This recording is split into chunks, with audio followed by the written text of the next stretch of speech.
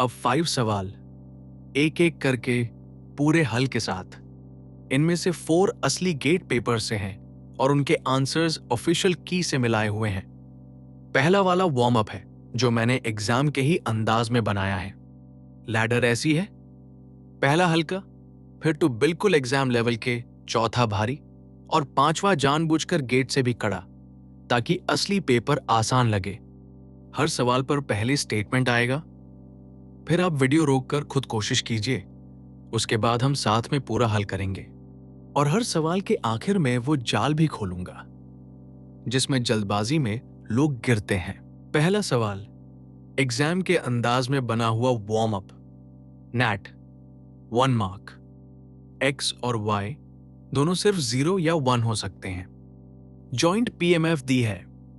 0,0 वाला खाना 0.15, 0,1 वाला 0.25, 1,0 वाला 0.35 और 1,1 वाला 0.25।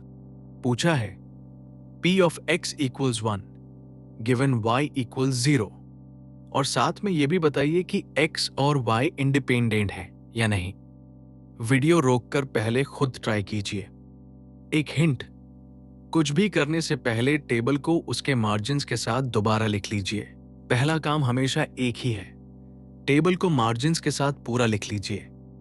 जब तक रो सम्स और कॉलम सम्स सामने नहीं होंगे आप हर छोटे सवाल पर ठिठकेंगे। कॉलम्स हैं y equals 0 और y equals 1 और सबसे दाईं तरफ हम रो का जोड़ रखेंगे।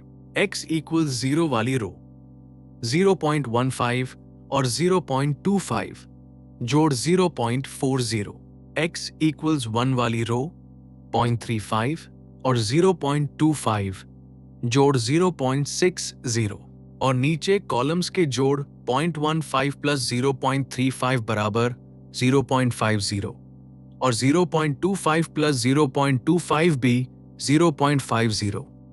कॉर्नर पर पूरा 1 तो टेबल वैलिड है। अब सवाल दोबारा पढ़िए। गिवन y equals 0 यानी पहला कॉलम ही आपकी पूरी दुनिया है और उसका टोटल 0.50 है, तो जवाब है 0.35 डिवाइडेड बाय 0.50 बराबर 0.70। अब वो तीनों जवाब देखिए जो असल में लिखे जाते हैं। सबसे आम गलती खाना ही लिख देना। 0.35 ये P of x equals 1 and y equals 0 है, यानी जॉइंट।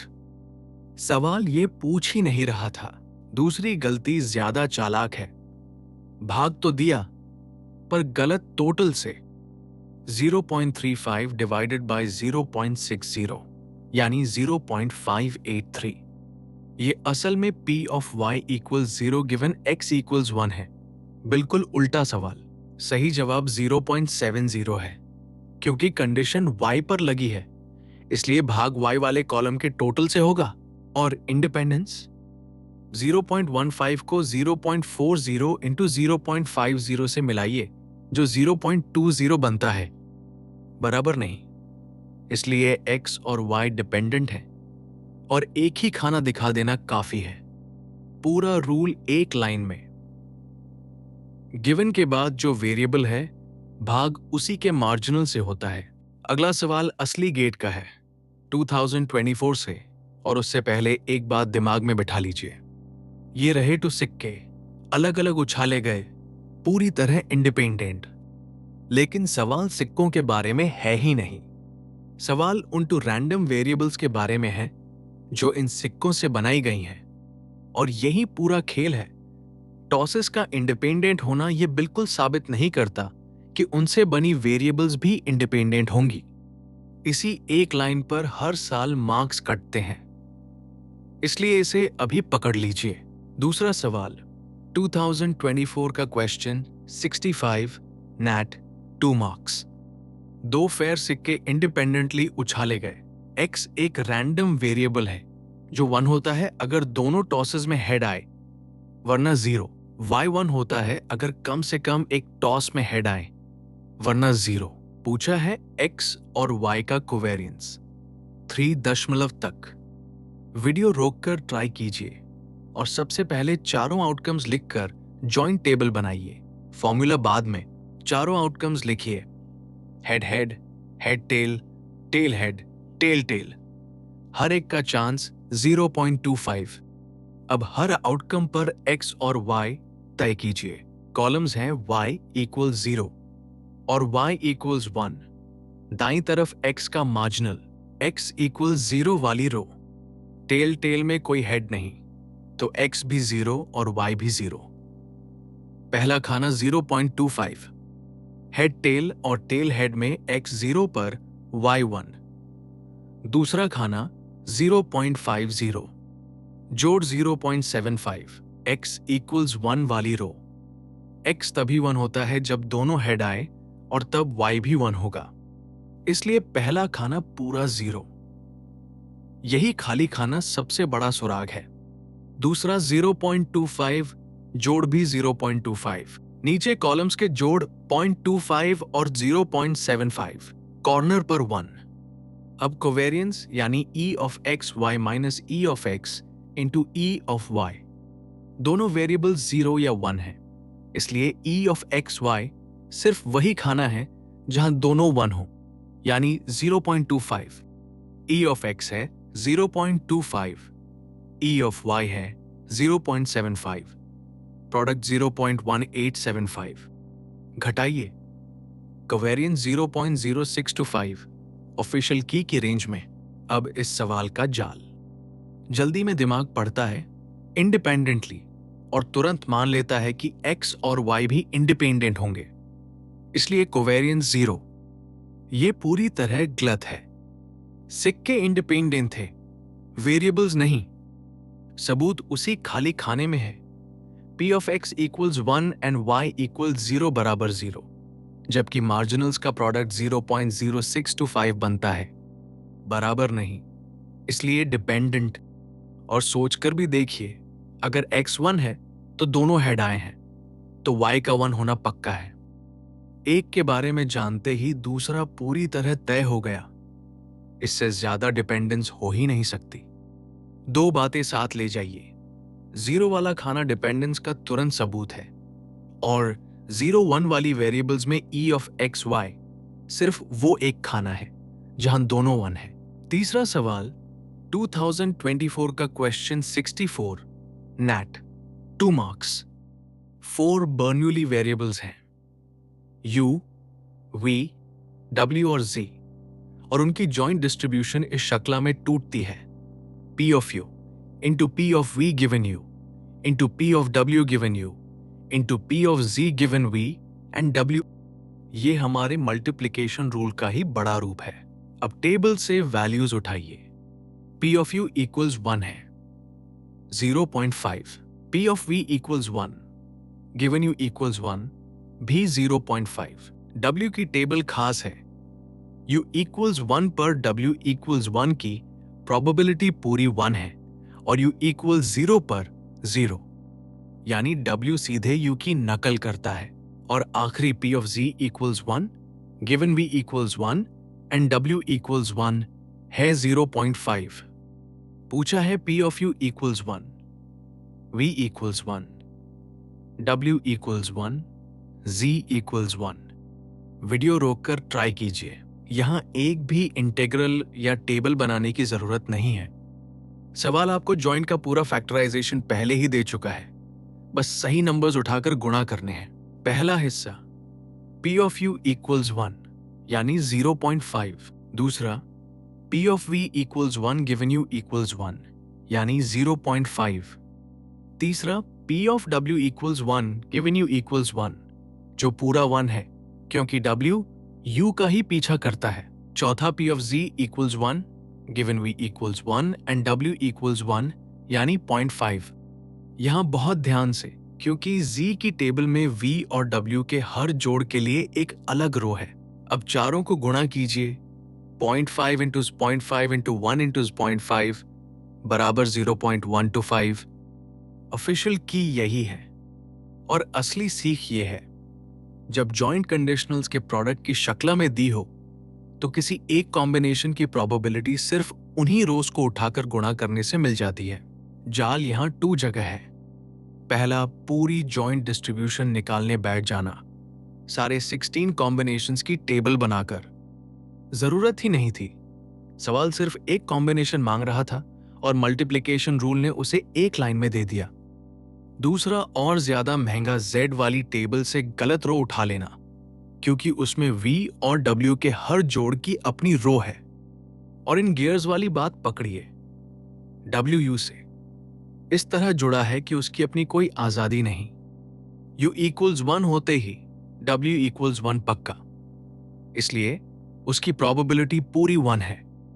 ऐसी डिटर्मिनिस्टिक कड़ी दिख जाए तो वो हिस्सा मुफ्त हो जाता है और सवाल छोटा हो जाता है। चौथा सवाल 2024 का क्वेश्चन 59, नैट 2 मार्क्स, और ये पिछले तीनों से भारी है।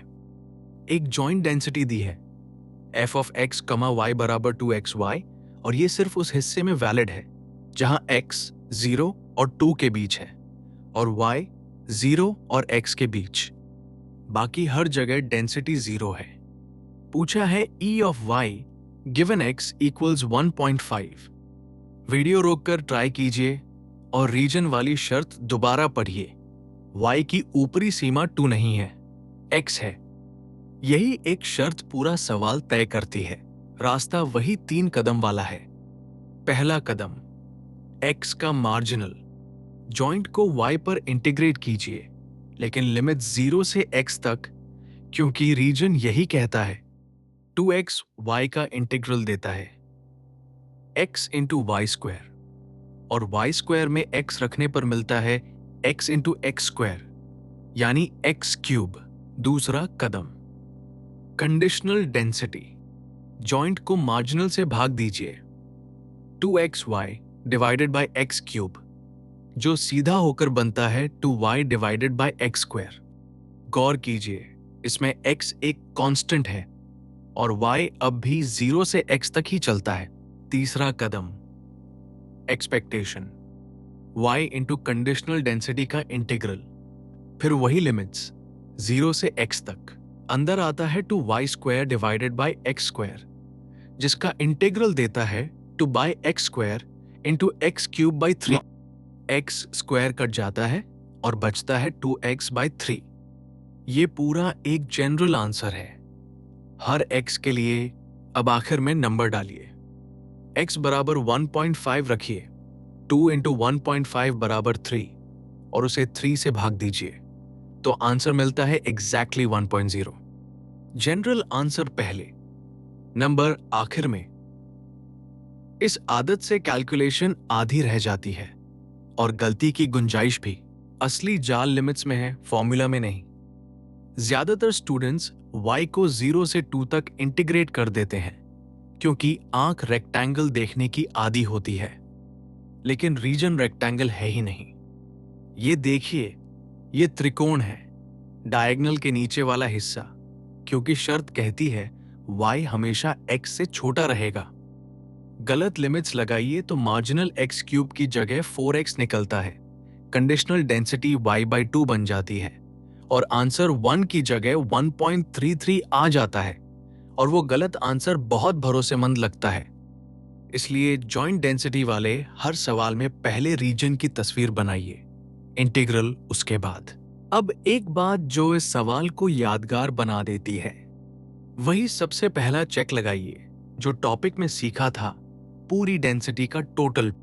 y को 0 से x तक और फिर x को 0 से 2 तक इंटीग्रेट कीजिए तो बचता है x क्यूब का इंटीग्रल, जिसकी वैल्यू 4 है, 4 1 नहीं। यानी जो डेंसिटी छपी थी वो वैलिड डेंसिटी है ही नहीं। उसके नीचे का कुल वॉल्यूम 1 नहीं, पूरा 4 है। और ऑफिशियल आंसर की में इस सवाल को मार्क्स टू ऑल कर दिया गया, यानी सबको मार्क्स मिले। लेकिन आपके लिए असली सीख आगे है।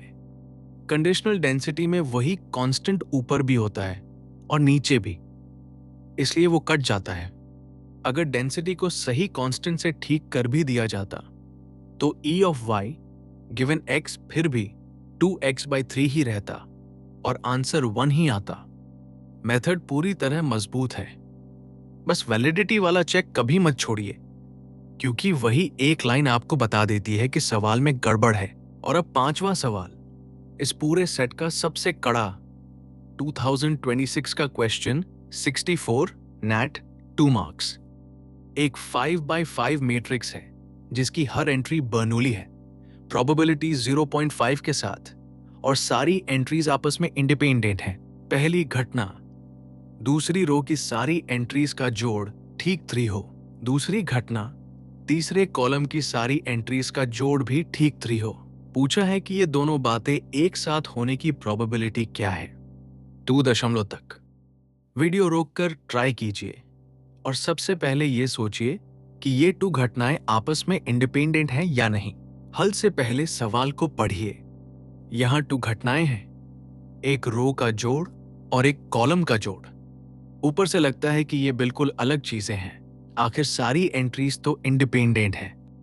लेकिन तस्वीर देखिए, रो और कॉलम एक जगह काटते हैं और वो अंबर वाला टाइल दोनों में गिना जाता है। यही एक साझा खाना दोनों घटनाओं को आपस में बांध देता है। इसलिए ये इंडिपेंडेंट नहीं है और सीधे प्रोबेबिलिटीज गुणा कर देना गलत है। जब भी 2 घटनाएं किसी एक रैंडम चीज को शेयर करें, रास्ता हमेशा एक ही होता है। उसी साझा चीज पर कंडीशन कीजिए, रास्ता साफ है। उस साझा खाने पर कंडीशन कीजिए, उसे आ कह लीजिए, ये रो और कॉलम के काटने वाली जगह है और 0 या 1 बराबर चांस से तय होते ही रो के बाकी 4 खाने और कॉलम के बाकी 4 खाने अलग हो जाते हैं। कोई ओवरलैप नहीं, इसलिए गुणा जायज है। पहला केस, अ बराबर 1। रो का जोड़ 3 बनाने के लिए बाकी 4 में से 2 ones चाहिए। तरीके 4 चूज 2 यानी 6, कुल 16। तो चांस 6/16। कॉलम के लिए भी वही। दूसरा केस, अ बराबर 0। अब बाकी 4 में से 3 ones चाहिए। तरीके 4 चूज 3 यानी 4, तो चांस 4/16 दोनों तरफ। अब दोनों केसेस को उनके वेट के साथ जोड़िए। आ के 1 होने का चांस 0.5 और वहां दोनों तरफ का प्रोडक्ट 6/16 का स्क्वायर। आ के 0 होने का चांस भी 0.5 और वहां 4/16 का स्क्वायर। जोड़ने पर मिलता है 26/256 यानी लगभग 0.1016, जो 2000.10 है। ऑफिशियल की की रेंज 0.08 से 0.12 है, तो आंसर अंदर है। और देखिए, पूरी मैट्रिक्स की जॉइंट डिस्ट्रीब्यूशन कहीं नहीं बनाई, सिर्फ 9 खानों पर सोचा।